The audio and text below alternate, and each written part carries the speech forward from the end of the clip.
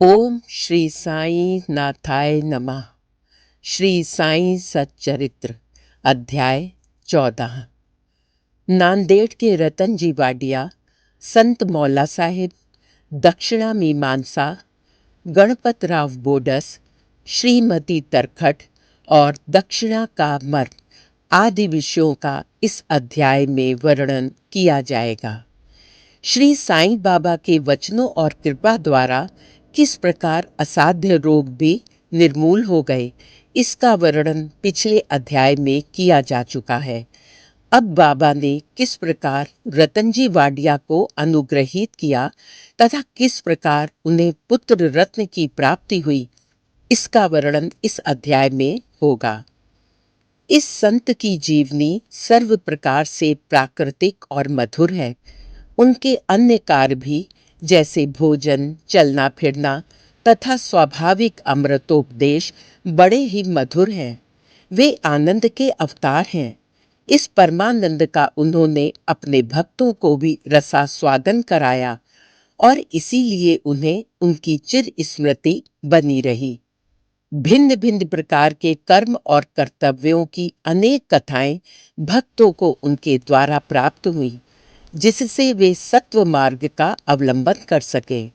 बाबा की सदैव यही इच्छा थी कि लोग संसार में सुखी जीवन व्यतीत करें और वे सदैव जागरूक रहकर अपने जीवन का परम लक्ष्य आत्मानुभूति या ईश्वर दर्शन अवश्य प्राप्त करें। पिछले जन्मों के शुभ कर्मों के फलस्वरूप ही यह देह प्राप्त हुई है और उसकी सार्थकता तभी है जब उसकी सहायता से हम इस जीवन में भक्ति और मोक्ष प्राप्त कर सकें। हमें अपने अंत और जीवन के लक्ष्य के हेतु सदैव सावधान तथा तत्पर रहना चाहिए। यदि तुम नित्य ही श्री साईं की लीलाओं का श्रवण करोगे तो तुम्हें उनका सदैव दर्शन होता रहेगा। दिन रात उनका हृदय में स्मरण करते रहो। इस प्रकार आचरण करने से मन की चंचलता शीघ्र नष्ट हो जाएगी। यदि इसका निरंतर अभ्यास किया गया तो तुम्हें चैतन्य घन से अभिन्नता प्राप्त हो जाएगी। नांदेड़ के रतन जी। अब हम इस अध्याय की मूल कथा का वर्णन करते हैं। नांदेड़ निजाम रियासत में रतन जी शाहपुर जी वाडिया नामक एक प्रसिद्ध व्यापारी रहते थे।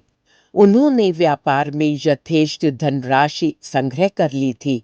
उनके पास अतुलनीय संपत्ति, खेत और चरोहर तथा कई प्रकार के पशु, घोड़े, गधे, खच्चर आदि और गाड़ियां भी थीं। वे अत्यंत भाग्यशाली थे। यद्यपि बाह्य दृष्टि से वे अधिक सुखी और संतुष्ट प्रतीत होते थे, परंतु यथार्थ में वे वैसे न थे। विधाता की रचना कुछ ऐसी विचित्र है कि इस संसार में पूर्ण सुखी कोई नहीं और धनाढ्य रतन जी भी इसके अपवाद न थे। वे परोपकारी तथा दानशील थे। वे दीनों को भोजन और वस्त्र वितरण करते तथा सभी लोगों की अनेक प्रकार से सहायता किया करते थे। उन्हें लोग अत्यंत सुखी समझते थे, किंतु दीर्घकाल तक संतान न होने के कारण उनके हृदय में संताप अधिक था। जिस प्रकार प्रेम तथा भक्ति रहित कीर्तन, वाद्य रहित संगीत, यज्ञोपवीत रहित ब्राह्मण, व्यावहारिक ज्ञान रहित कलाकार, पश्चाताप रहित तीर्थ यात्रा और कंठमाला मंगल सूत्र रहित अलंकार उत्तम प्रतीत नहीं होते, उसी प्रकार संतान रहित गृहस्थ का घर भी सूना ही रहता है। रतन जी सदैव इसी चिंता में निमग्न रहते थे। वे मन ही मन कहते, क्या ईश्वर की मुझ पर कभी दया न होगी? क्या मुझे कभी पुत्र की प्राप्ति नहीं होगी? इसके लिए वे सदैव उदास रहते थे। उन्हें भोजन से भी अरुचि हो गई। पुत्र की प्राप्ति कब होगी, यही चिंता उन्हें सदैव घेरे रहती थी। उनकी दास गणु महाराज पर दृढ़ निष्ठा थी। उन्होंने अपना हृदय उनके सम्मुख खोल दिया। तब उन्होंने श्री साईं समर्थ की शरण जाने और उनसे संतान प्राप्ति के लिए प्रार्थना करने का परामर्श दिया। रतन जी को भी यह विचार रुचिकर प्रतीत हुआ और उन्होंने शिरडी जाने का निश्चय किया। कुछ दिनों के उपरांत वे शिरडी आए और बाबा के दर्शन कर उनके चरणों पर गिरे। उन्होंने एक सुंदर हार बाबा को पहनाकर बहुत से फल फूल भेंट किए। तत्पश्चात आदर सहित बाबा के पास बैठकर इस प्रकार प्रार्थना करने लगे। अनेक आपत्तिग्रस्त लोग आपके पास आते हैं और आप उनके कष्ट तुरंत दूर कर देते हैं। यही कीर्ति सुनकर मैं भी बड़ी आशा से आपके श्री चरणों में आया हूँ। मुझे बड़ा भरोसा हो गया है। कृपया मुझे निराश ना कीजिए। श्री साईं बाबा ने उनसे 5 रुपए दक्षिणा मांगी, जो वे देना ही चाहते थे, परंतु बाबा ने पुनः कहा, मुझे तुमसे 3 रुपए 14 आने पहले ही प्राप्त हो चुके हैं, इसलिए केवल शेष रुपए ही दो। यह सुनकर रतन जी असमंजस में पड़ गए। बाबा के कथन का अभिप्राय उनकी समझ में ना आया। वे सोचने लगे कि यह शिरडी आने का मेरा प्रथम ही अवसर है और यह बड़े आश्चर्य की बात है कि इन्हें 3 रुपए 14 आने पहले ही प्राप्त हो चुके हैं। वे यह पहेली हल ना कर सके। वे बाबा के चरणों के पास ही बैठे रहे तथा उन्हें शेष दक्षिणा अर्पित कर दी। उन्होंने अपने आगमन का हेतु बतलाया और पुत्र प्राप्त की प्रार्थना की। बाबा को दया आ गई। वे बोले, चिंता त्याग दो, अब तुम्हारे दुर्दिन समाप्त हो गए हैं। इसके बाद बाबा ने ऊदी देकर अपना वरद हस्त उनके मस्तक पर रखकर कहा, अल्लाह तुम्हारी इच्छा पूरी करेगा। बाबा की अनुमति प्राप्त कर रतन जी नांदेड़ लौट आए और शिरडी में जो कुछ हुआ उसे दासगणों को सुनाया। रतन जी ने कहा, सब कार्य ठीक रहा, बाबा के शुभ दर्शन हुए और उनका आशीर्वाद और प्रसाद भी प्राप्त हुआ, परंतु वहाँ की एक बात समझ में नहीं आई। वहां पर बाबा ने कहा था कि मुझे 3 रुपए 14 आने पहले ही प्राप्त हो चुके हैं। कृपया समझाइए कि इसका क्या अर्थ है। इससे पूर्व मैं शिरडी कभी भी नहीं गया, फिर बाबा को वे रुपए कैसे प्राप्त हो गए जिसका उन्होंने उल्लेख किया।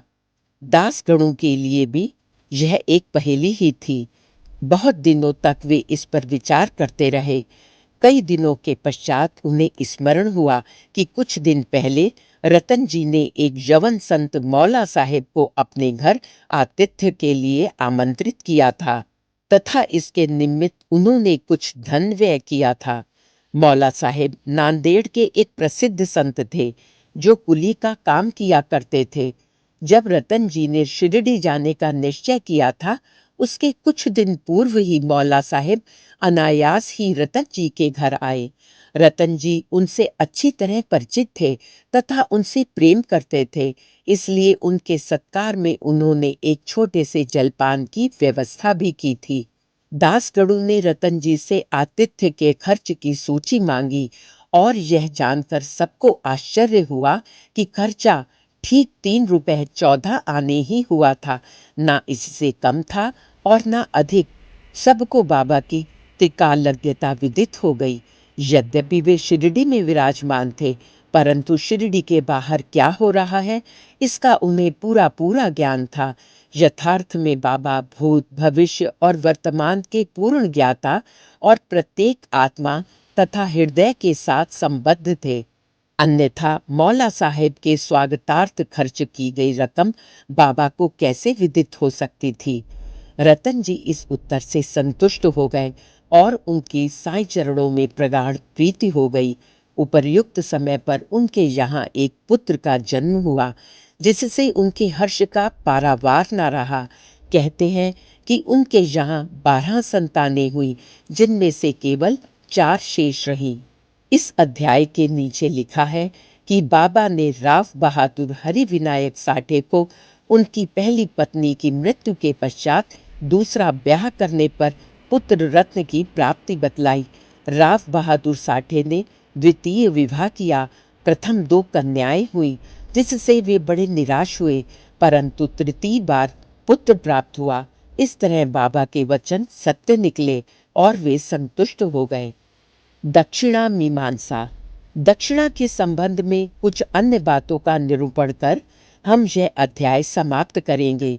यह तो विदित ही है कि जो लोग बाबा के दर्शन को आते थे उनसे बाबा दक्षिणा लिया करते थे।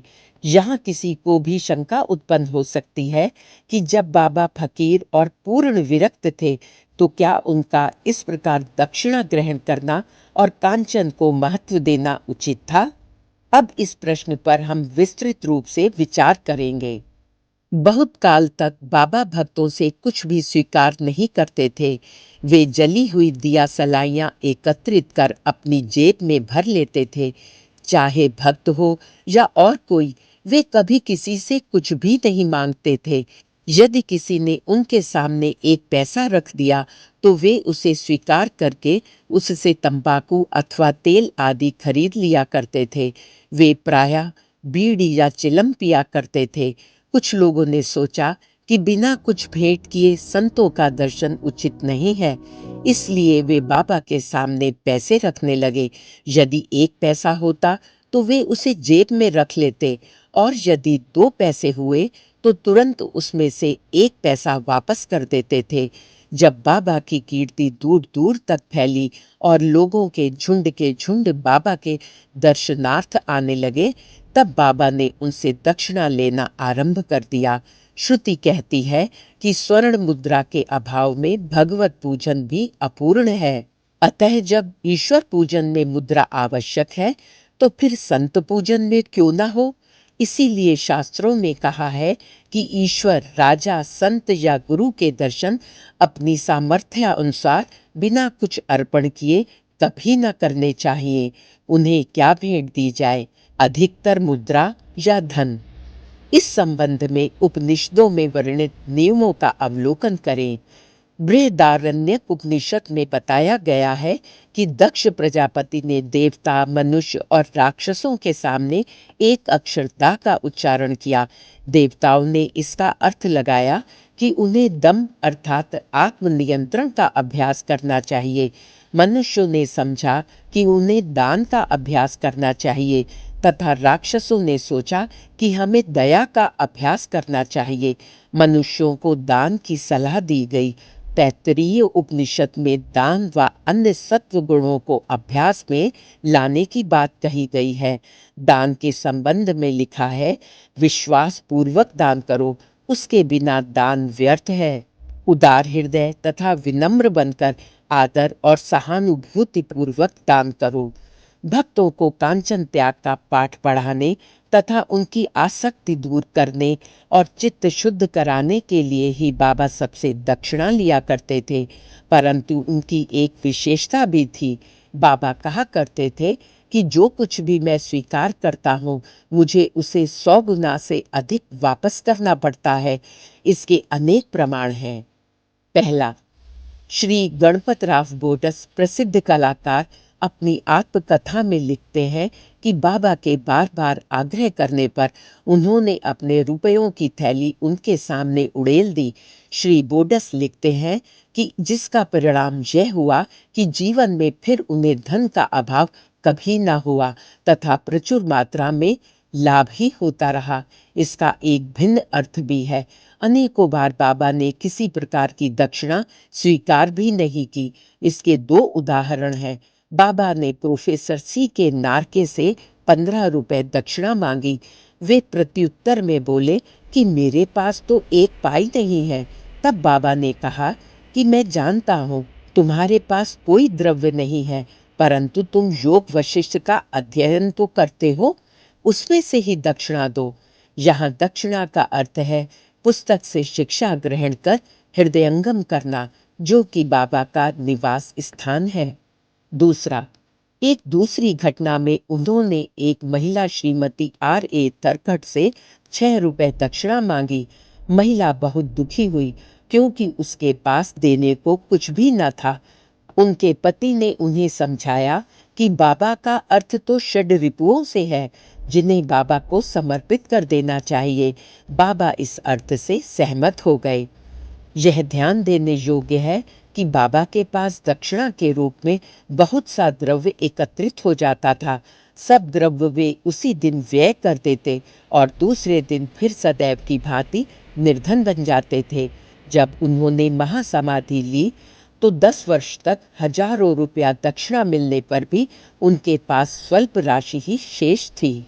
संक्षेप में दक्षिणा लेने का मुख्य ध्येय तो भक्तों को केवल शुद्धिकरण का पाठ ही सिखाना था। दक्षिणा का मर्म। ठाणे के श्री बीवी देव सेवानिवृत्त प्रांत मामलतदार, जो बाबा के परम भक्त थे, ने इस विषय पर एक लेख साईं लीला पत्रिका भाग 7 पृष्ठ 623 अन्य विषयों सहित प्रकाशित किया है, जो निम्न प्रकार है। बाबा प्रत्येक से दक्षिणा नहीं लेते थे। यदि बाबा के बिना मांगे किसी ने दक्षिणा भेंट की तो वे कभी तो स्वीकार कर लेते और कभी अस्वीकार भी कर देते थे। वे केवल भक्तों से ही कुछ मांग करते थे। उन्होंने उन लोगों से कभी कुछ न मांगा जो सोचते थे कि बाबा के मांगने पर ही दक्षिणा देंगे।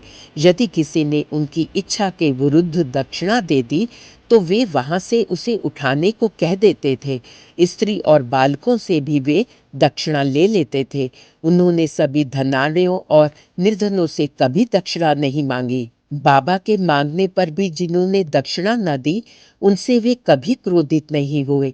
यदि किसी मित्र द्वारा उन्हें दक्षिणा भिजवाई गई होती और उसका उसे स्मरण न रहता तो बाबा किसी न किसी प्रकार उसे स्मरण कराकर वह दक्षिणा ले लेते थे। कुछ अवसरों पर वे दक्षिणा की राशि में से कुछ अंश लौटा भी देते और देने वालों को संभाल कर रखने या पूजन में रखने के लिए कह देते थे। इससे दाता या भक्त को बहुत लाभ पहुंचता था।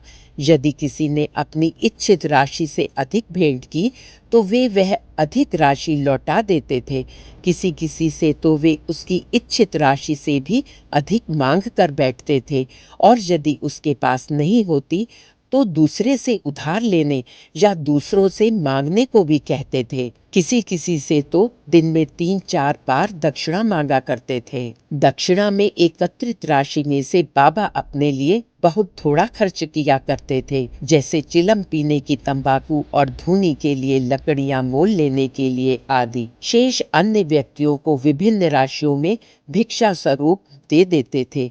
शिरडी संस्थान की समस्त सामग्रियां राधा कृष्ण माई की प्रेरणा से ही धनी भक्तों ने एकत्र की थी। अधिक मूल्य वाले पदार्थ लाने वालों से बाबा अति क्रोधित हो जाते और अपशब्द कहने लगते थे। उन्होंने श्री नाना साहेब चांदोरकर से कहा कि मेरी संपत्ति केवल एक कॉपीन और टमरेल है। लोग बिना कारण ही मूल्यवान पदार्थ लाकर मुझे दुखित करते हैं। कामनी और कांचन मार्ग में 2 मुख्य बाधाएं हैं और बाबा ने इसके लिए 2 पाठशालाएं खोली थी, यथा दक्षिणा ग्रहण करना और राधा कृष्ण माई के यहाँ भेजना। इस बात की परीक्षा करने के लिए क्या उनके भक्तों ने इन आसक्तियों से छुटकारा पा लिया है या नहीं। इसीलिए जब कोई आता तो वे उनसे दक्षिणा मांगते और उनसे शाला में राधा कृष्ण माई के घर जाने को कहते।